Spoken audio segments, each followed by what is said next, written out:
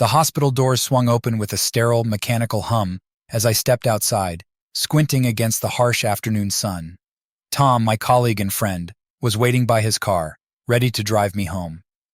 My chest still ached from the tightness that had sent me to the emergency room, but I tried to push it out of my mind. What concerned me more was that Molly, my wife, hadn't shown up. "Is Molly on her way?" Tom asked, lifting my bag into the trunk. His voice was casual, but I could sense the underlying concern. I forced a smile. "She's at her music lesson. She'll be here soon, I'm sure." It felt like a lie, even though it wasn't. I had texted her earlier and she replied, saying she'd come as soon as her class was over. But now, sitting in the passenger seat as Tom navigated through traffic, I couldn't shake the feeling that something was off. Molly had started taking piano lessons a few months ago, and at first, I was thrilled for her. She had always wanted to learn, and this seemed like the perfect way for her to indulge that passion. But lately, it seemed like the lessons had taken over her life. She was spending more and more time at the school, often coming home late with a rushed apology and some vague explanation about extra practice or helping out with events. I tried not to dwell on it. After all, she was following her dream, and I had always supported that. But today, as I sat there, chest tight and head spinning from the lingering effects of whatever had landed me in the hospital, I couldn't help but feel a pang of unease. When we finally pulled up to our house, I noticed something unusual on the kitchen counter through the window. As I stepped inside, I saw it clearly. A bouquet of red roses, their petals vivid against the white of the countertop. Next to them lay a small plain card. I reached for it, turning it over in my hands. "For Molly," it read with no signature. My heart skipped a beat. Who were these from, and why hadn't she mentioned them? I heard the front door open behind me, and I quickly shoved the card into my pocket, trying to steady my breathing. "Hey, you're home!" Molly's voice was bright, cheerful, as she entered the kitchen, still holding her sheet music. "How are you feeling?" I forced a smile. "Better, thanks. Just need to rest." She didn't seem to notice the tension in my voice, or if she did, she chose to ignore it. She walked over, gave me a quick peck on the cheek, and then glanced at the roses. "Those are beautiful," she remarked casually, before turning to put away her music. No further comment, no curiosity about who they were from. I watched her carefully, trying to read her expression, but she remained perfectly calm. I felt a cold knot forming in my stomach. Something was wrong, and deep down, I feared I already knew what it was. The next day, I decided to visit the music school. Part of me knew it was a bad idea, but I couldn't shake the nagging doubts that had taken root in my mind. Molly left for her lesson early, as usual, and after waiting for about half an hour, I grabbed my keys and followed her route. The school was a small, unassuming building tucked between a coffee shop and a bookstore. It was the kind of place that I had driven past 100 times without really noticing. Today, though, it felt like the center of my world. I parked across the street and watched the entrance. Students of all ages came and went, some carrying instruments, others just notebooks. The minutes ticked by, and I was beginning to feel ridiculous when I saw Molly step out of the front door, talking animatedly with a tall, dark-haired man. My breath caught in my throat. He was younger than I expected, mid-30s, fit, with an easy smile. He wore jeans and a button-up shirt with the sleeves rolled up to his elbows, looking every bit the charming music teacher. They were standing closer than I liked, and though I couldn't hear what they were saying, their body language spoke volumes. She laughed at something he said, a light, carefree laugh I hadn't heard from her in weeks. Without thinking, I got out of the car and started walking toward them. I told myself I just wanted to say hi, to see what was really going on, but deep down, I knew I was looking for something, anything, to confirm my worst fears. As I approached, Molly spotted me and her expression shifted, a brief flicker of surprise crossing her face before she smiled. "Hey, what are you doing here?" "I was in the area," I lied smoothly, trying to keep my tone light. "Thought I'd stop by and see the place." The dark-haired man turned to me with a warm smile. "You must be Molly's husband. I'm Joshua, her piano instructor." He extended his hand and I shook it, noting the firm grip. His eyes were sharp, observant, like he was sizing me up. "It's nice to meet you," I replied, forcing a smile. "Molly's been really enjoying her lessons." Joshua nodded, his smile never faltering. She's a natural, really talented. We're actually preparing for a small recital next month. You should come by and watch her play." I glanced at Molly, who was watching us with a slightly tense expression. "I wouldn't miss it," I said, feeling the knot in my stomach tighten. After a few more polite exchanges, I excused myself, claiming I had an errand to run. Molly said she'd be home soon, and I left them standing there, trying to suppress the growing unease gnawing at me. As I walked back to my car, I couldn't help but feel that I had just witnessed something I wasn't supposed to see.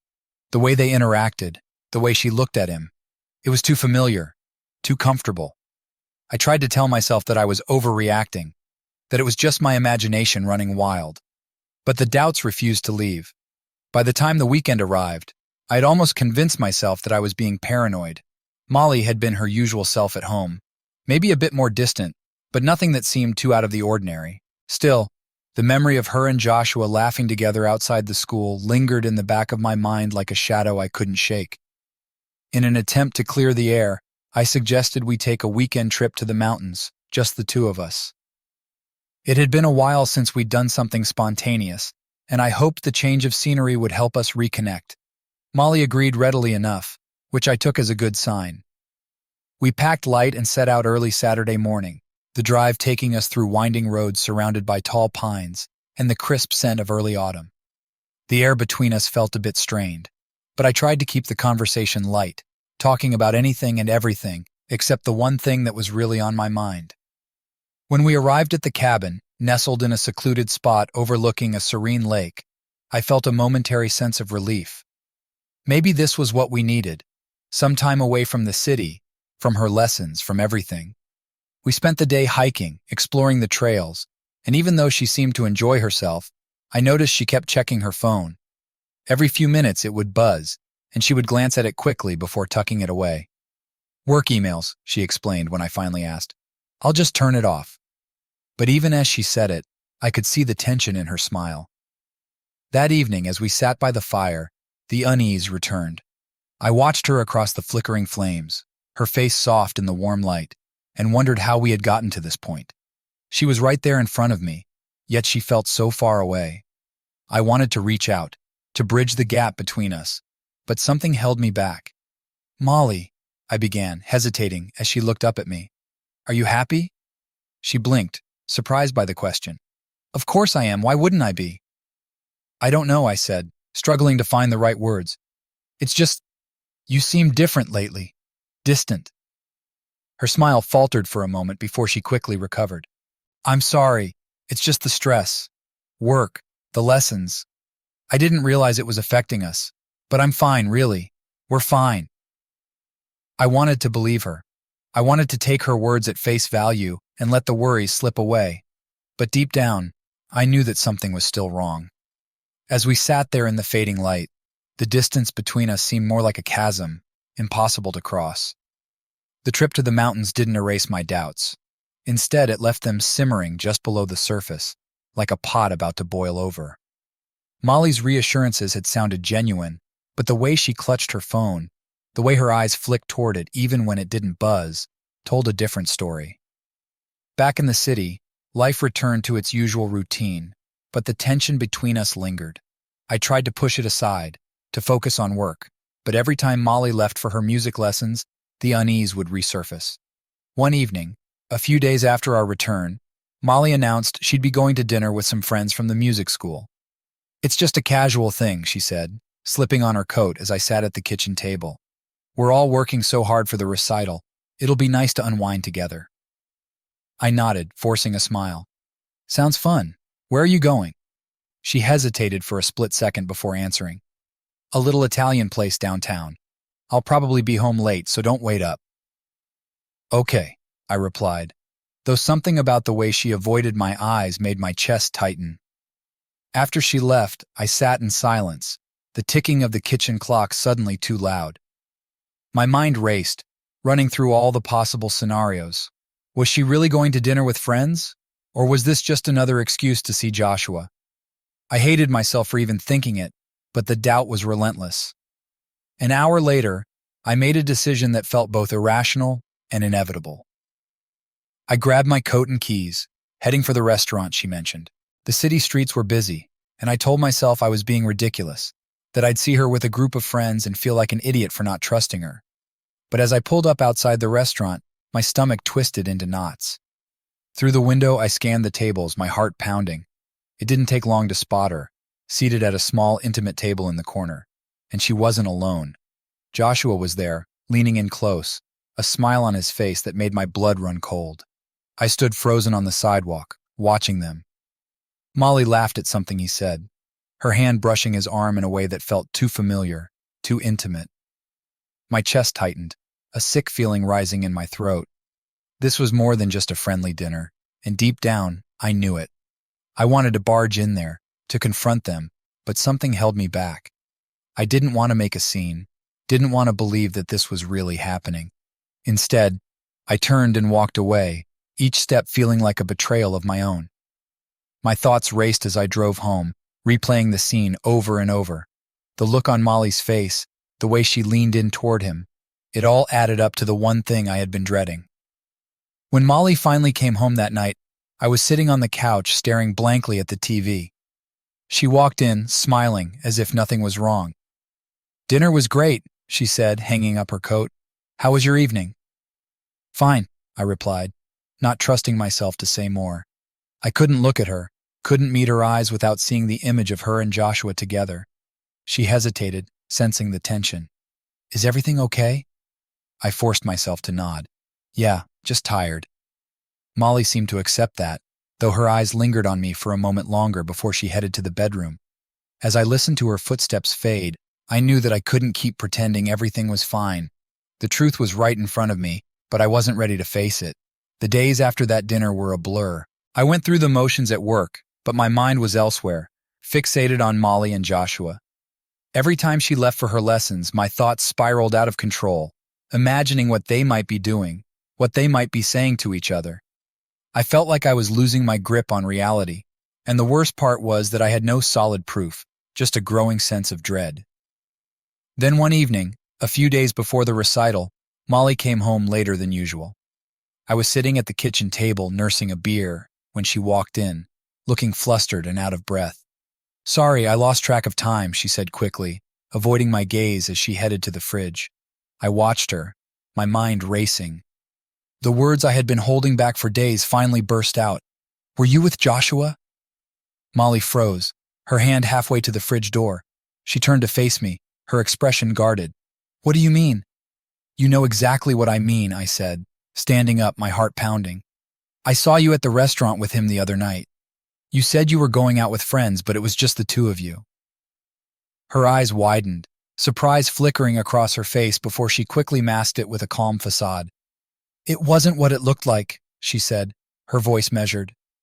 "We were just talking about the recital." "Talking about the recital?" I repeated, my voice rising with anger. "You expect me to believe that? You were sitting there laughing with him, touching him. It didn't look like just a conversation to me, Molly." She crossed her arms, her expression hardening. "You're overreacting. Joshua is my teacher, that's all. We've been spending a lot of time together because of the recital, but it's nothing more than that." I stared at her, searching for any sign of guilt, but she held my gaze, unwavering. I wanted to believe her, to accept her explanation and move on, but the image of them together kept replaying in my mind, driving me to the brink. "If it's nothing," I said slowly, "then why do you keep hiding things from me? The late nights, the secretive texts, the roses I found in the kitchen? Who sent those, Molly?" Her face flushed, a flicker of panic crossing her eyes before she quickly regained her composure. "The roses were from Joshua, yes, but it wasn't romantic. He was just being kind, congratulating me on how well I've been doing. You're blowing this out of proportion." I felt a cold, hollow ache in my chest as her words sank in. "So you're telling me there's nothing going on between you two? That I'm just imagining things?" Molly hesitated just for a second, but it was enough. "Yes," she said finally, her voice firm. "You need to trust me." But the hesitation, however brief, was all the confirmation I needed. I could see it in her eyes, in the way she avoided my gaze. The truth was right there, just beneath the surface, and it was tearing us apart. "I want to trust you," I said quietly, my voice trembling with the weight of it all. but I can't shake the feeling that something's changed between us, that you're keeping something from me." Molly took a step toward me, her expression softening. "Nothing's changed, I swear. I love you, and I'm sorry if I've been distant. I didn't mean to make you feel this way." But her words felt hollow, empty. The connection we once had seemed like a distant memory, replaced by suspicion and doubt. I wanted to believe her, to let it all go, but I couldn't ignore the gnawing feeling in my gut that something was deeply wrong. The day after the weekend trip, I decided to drop by the music school unannounced. My mind was racing with suspicions and fears, and I needed to see for myself what was really going on. Molly had left early for her lesson, and I found myself standing outside the school, heart pounding. The building looked the same as always, unassuming and modest. I took a deep breath, reminding myself that I was just here to check things out, to confirm that my fears were unfounded. I walked in and was greeted by the familiar sound of piano keys being gently struck from one of the practice rooms. I walked down the corridor, my footsteps muffled by the thick carpet. I noticed a few students huddled around a bulletin board, talking animatedly about upcoming recitals and practice schedules. They barely glanced at me as I passed by, their chatter blending into the background noise. When I reached Molly's usual practice room, I paused outside the door, hesitant to intrude. I could hear voices inside. One of them was unmistakably Molly's. I leaned in closer to the door, trying to make out the conversation. The other voice was deep and warm, and my heart sank as I recognized it as Joshua's. "Perfect," Joshua's voice said. "Just a little more practice on the arpeggios, and you'll have it down." "I feel like I'm still messing up," Molly replied, her voice tinged with frustration. "You're doing great," Joshua reassured her. "I know it's a lot, but you're getting there." I couldn't stay outside forever. I knocked softly on the door, trying to sound casual. "Hey, Molly, it's me." There was a moment of silence before the door creaked open. Molly's face lit up with a forced smile when she saw me. "Oh, hi. I didn't expect you." Joshua glanced at me and then back at Molly. "I'll give you two a moment," he said, his tone polite but slightly strained. He collected his sheet music and exited the room, giving me a brief nod as he passed by. As soon as the door closed behind Joshua, Molly turned to me with a mixture of relief and embarrassment. "What are you doing here?" "I just wanted to see how your lesson was going," I said, trying to keep my tone light. "I didn't realize you'd be so busy with Joshua." She shrugged, her smile faltering. "He's been helping me a lot with this piece. It's a bit challenging, but I'm getting there." I nodded, though I felt a twinge of unease. "I hope he's not pushing you too hard. It seems like you've been spending a lot of time here lately." Molly sighed. "It's just that I want to do well at the recital. I know it's important to me, and Joshua's been great, but it's just practice, nothing more." "Right," I said, though I wasn't convinced. "I was just worried about you. I feel like we haven't spent much time together lately." She stepped closer, putting a hand on my arm. "I'm sorry if I've been distant. It's not intentional. Let's just try to make more time for each other, okay?" I wanted to believe her. I wanted to think that my suspicions were misplaced and that everything was as simple as she said. But the way she spoke, the way she avoided eye contact, it all felt too rehearsed, too distant. "Sure," I said, forcing a smile. "Let's try to do that." As we left the school together, I couldn't shake the feeling that something was still off. The doubts gnawed at me, and though I wanted to trust Molly, a part of me remained on edge, wondering if the answers I was seeking were just beyond my reach. The days following my unexpected visit to the music school seemed to drag on, each one blurring into the next with the same disquieting rhythm. Molly and I had managed to have a few pleasant evenings at home, but every time she picked up her phone or mentioned an urgent matter at the school, the unease returned. I was at my desk working on a report when Molly's phone buzzed on the kitchen counter. I heard her muffled voice from the other room as she answered a call, something about an extra practice session. An idea struck me, and I couldn't ignore the impulse to investigate further. The phone was locked, but I had seen Molly enter her passcode before. It was a simple combination, something she used for everything. I hesitated, battling with my conscience, but the tension was too great. I walked over to the counter, glancing toward the door to ensure I was alone, and unlocked her phone. The home screen was cluttered with app icons, but it was the messaging app that caught my eye. I opened it and immediately saw a series of recent conversations. One thread stood out: messages between Molly and Joshua. My pulse quickened as I scrolled through them. The messages were innocuous at first, discussing practice schedules and recital details. But then I saw a message from Joshua.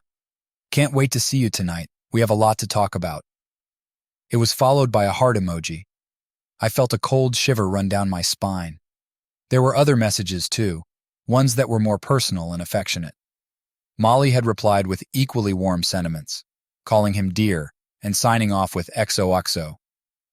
The tone of their conversation was intimate, far beyond what I had expected from a student-teacher relationship. Just then, I heard the sound of the front door opening. Panic surged through me, and I quickly locked the phone and placed it back on the counter, trying to appear casual. Molly walked in, her face lighting up when she saw me. "Hey," she said cheerfully. "I didn't expect you to be home so early." "Just needed a break," I replied, my voice steady despite the storm of emotions raging inside me. "How was practice?" "It was fine," she said, dropping her bag on the couch. "Joshua's really been pushing me, but it's for the best." I nodded, forcing a smile. "I'm sure he's a great teacher. Just don't overdo it." She looked at me with a mixture of surprise and concern. "Are you okay? You seem a bit off." "I'm fine," I said, trying to sound convincing. "Just a little tired." As the evening wore on, I couldn't shake the image of those messages from my mind. The sense of betrayal was overwhelming, and I felt a mix of anger and sadness. It was clear now that something was happening between Molly and Joshua, and it wasn't just about piano lessons. The next day, I decided to take matters into my own hands. I had to find out what was really going on, and I needed evidence. I knew it was invasive and wrong, but the doubts in my mind were relentless. Molly had mentioned another late practice session, so I decided to follow her. I waited until she left the house, then drove to the music school, keeping a safe distance. The school was quiet, with only a few cars parked in front. I parked a block away and watched. It was a cold evening, and the air was crisp as I sat in the car, the heater running to stave off the chill. I saw Molly enter the building, carrying her usual bag of sheet music and a coffee cup. Joshua was already there, waiting outside the door, his dark hair catching the last rays of the setting sun. They exchanged a few words, and then went inside together. I glanced at my watch, calculating how long they'd likely stay. The thought of what might be happening inside made me feel nauseous, but I had to know. Time passed slowly, and I tried to distract myself with my phone, but my mind kept drifting back to the sight of them together. After an hour, I saw Molly and Joshua leave the building. They were talking closely, their heads close together. It was clear they had shared more than just a professional interaction. I followed them at a discreet distance, keeping a few cars between us. They stopped at a nearby cafe, a cozy place with dim lighting.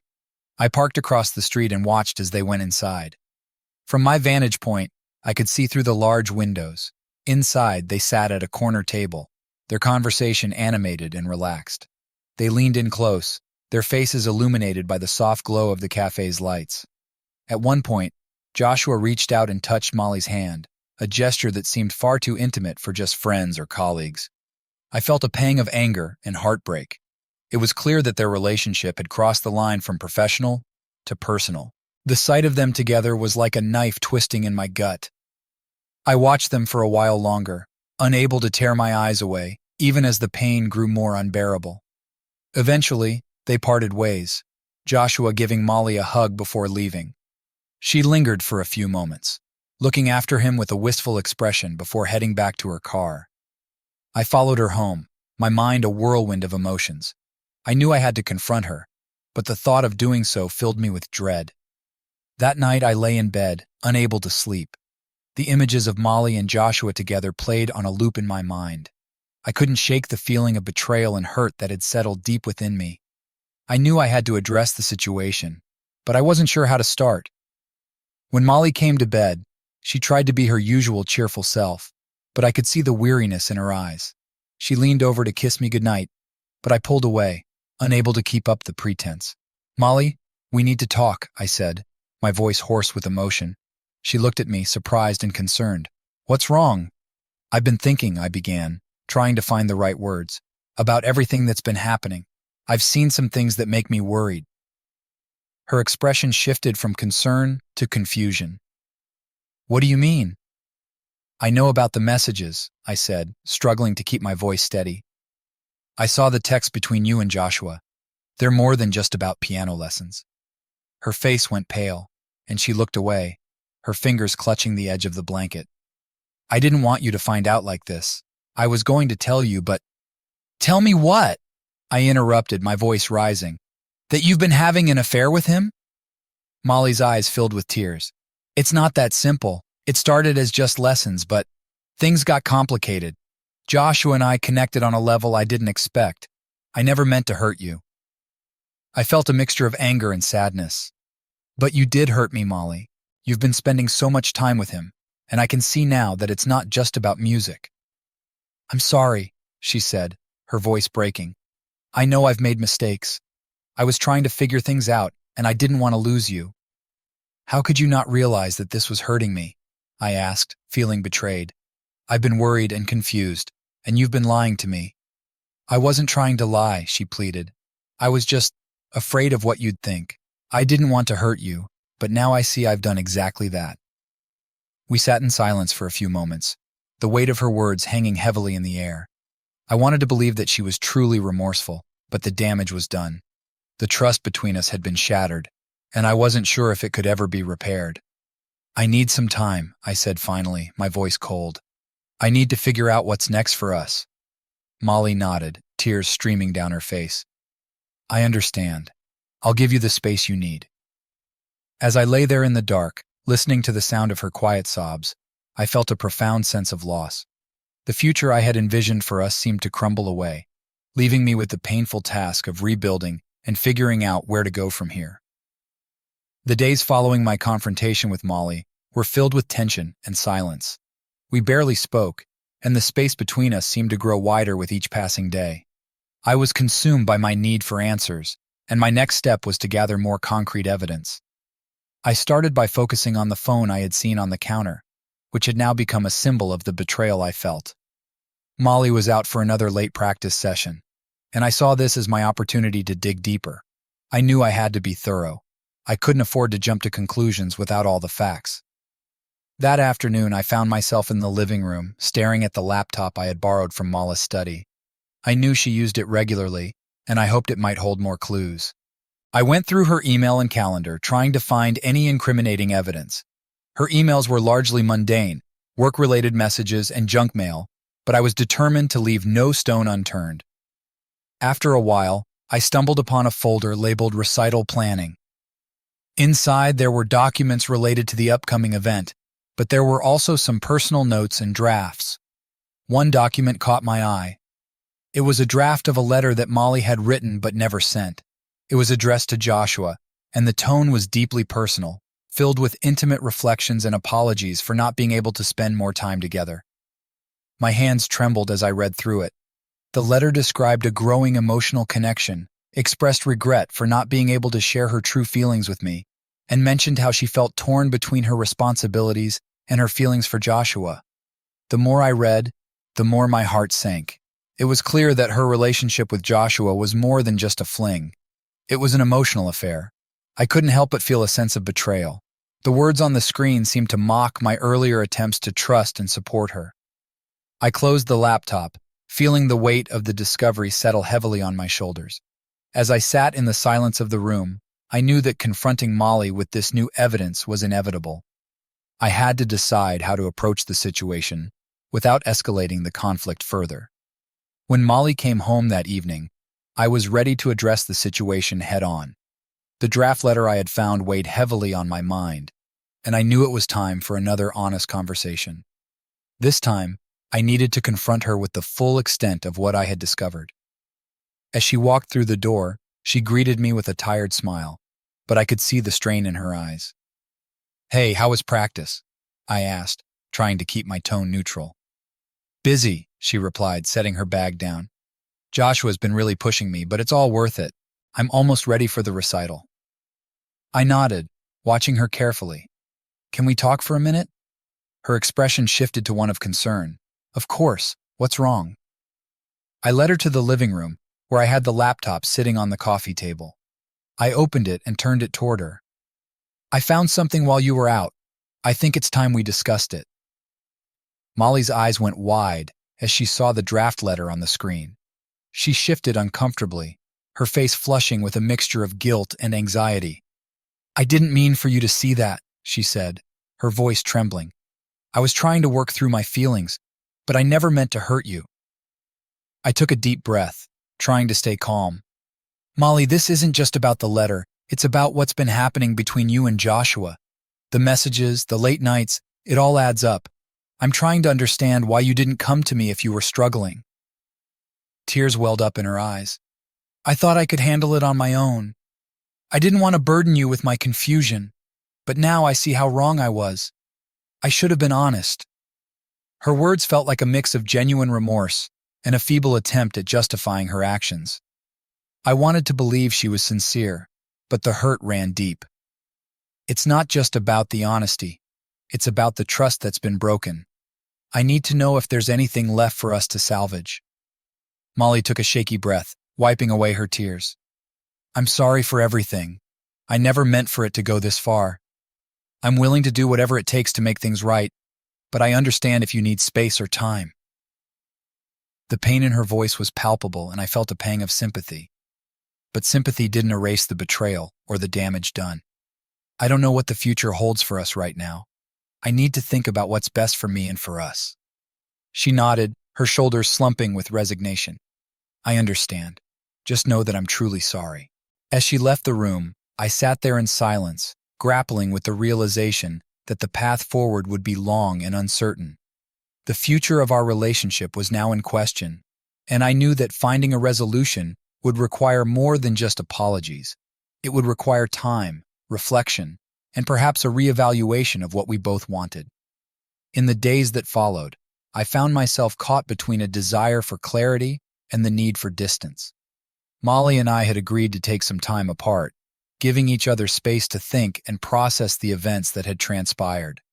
During this period of separation, I began to reflect on our relationship and what had led us to this point. One evening, as I was going through some old family photos and mementos, I stumbled upon a box of letters and keepsakes from our early years together. As I sifted through them, I found a series of letters Molly had written to me when we first started dating. They were filled with affection and promises of a bright future, a stark contrast to the current state of our relationship. Reading those letters, I was reminded of the love and commitment we had shared. It was clear that we had once been deeply connected, but somewhere along the way, things had changed. The contrast between those early days and our current situation was painful, but it also made me reflect on what I truly valued in our relationship. I decided to take a step back and think about what I wanted for my future. I reached out to a close friend for advice, someone who had always been a sounding board during difficult times. Over coffee, I shared the details of what had happened and the emotional turmoil I was experiencing. My friend listened attentively, offering support and practical advice. "It sounds like you're in a really tough spot," they said, "but it's important to remember that you deserve to be with someone who respects and values you. You need to think about whether you can rebuild that trust with Molly or if it's time to move on." Their words resonated with me. I knew I needed to make a decision that was in my best interest, one that would allow me to heal and move forward. The thought of starting over was daunting, but it was becoming increasingly clear that rebuilding trust would be a monumental task. I decided to take a few more days to think things through and to weigh my options carefully. The path ahead was uncertain, but I knew that whatever decision I made, it had to be the right one for me. The revelations of the past weeks had been painful, but they had also given me a clearer perspective on what I wanted and needed from a relationship. As I prepared to confront Molly again, I felt a mixture of apprehension and resolve. The next steps would be crucial, and I was determined to approach them with clarity and honesty. The future was uncertain, but I was ready to face it head-on, whatever it might bring. The days of separation had given me the space I needed to think deeply about our relationship and what I wanted moving forward. I spent a lot of time reflecting on my feelings and evaluating the future of my marriage with Molly. The pain of the betrayal was still fresh, but clarity began to emerge from the confusion. One evening, I decided it was time to have another conversation with Molly. I called her and asked if she could come over for a discussion. Her voice on the phone was tentative, tinged with hope and anxiety. Of course, just let me know when. She arrived later that night, and we sat down in the living room, the same room where so many of our arguments had taken place. The atmosphere was tense, and the silence between us felt heavy with unspoken words. "Molly," I began, trying to keep my voice steady. "I've had a lot of time to think over the past week. I've read through our old letters, talked with friends, and tried to understand what's best for both of us." Molly looked at me, her eyes searching my face for any sign of reconciliation. "I've been doing the same. I understand how much I've hurt you, and I want to make things right." I took a deep breath, gathering my thoughts. "I've come to a decision. I don't think we can just move past this easily. The trust has been broken, and rebuilding it will take more than just apologies. We need to seriously consider what's best for our future." Her expression turned anxious. "Are you saying—" "I think we need to take a break," I said, choosing my words carefully. "Not just a short break, but some time apart to evaluate whether we can truly repair our relationship or if we need to go our separate ways." Molly's face fell, and she took a deep breath. "I understand. I've been thinking the same thing. I need to prove to myself that I can be honest and true to who I am, and you need to find out if you can trust me again." "I believe that's the best course of action," I agreed. "We both need time to heal and reflect on what we want. This break will help us understand if there's a future for us, or if we need to make a different choice." Molly nodded, her eyes filled with tears. "Thank you for being honest with me. I know this isn't easy." As she left, the weight of our decision hung heavily in the air. I felt a mix of relief and sadness, knowing that taking time apart was the right decision, but also mourning the loss of what we once had. The weeks that followed were a period of intense reflection and self-discovery. The break from Molly provided me with the clarity I needed to assess my own needs and desires. I threw myself into work and focused on rediscovering aspects of myself that had been overshadowed by the turmoil in my marriage. I took up hobbies I had neglected, such as hiking and writing, and found solace in reconnecting with old friends. I also sought professional counseling to help process my emotions and gain perspective on the situation. It was during these sessions that I began to understand the deeper issues at play in our relationship. Counseling offered me a safe space to explore my feelings of betrayal, anger, and sadness. I realized that while Molly's actions had deeply hurt me, I also needed to address my own role in the dynamics of our relationship. It was clear that both of us had contributed to the issues that led to this point, and it was essential for me to understand how to move forward in a healthier manner. I also spent time evaluating what I wanted for my future. I thought about the kind of relationship I desired, one built on mutual respect, trust, and open communication. The break had given me the opportunity to dream about what a fulfilling partnership could look like, separate from the pain and conflict of the past. One evening, as I was journaling, I wrote about the lessons I had learned during this period. I reflected on the importance of honesty, self-respect, and the value of taking time to understand one's own needs.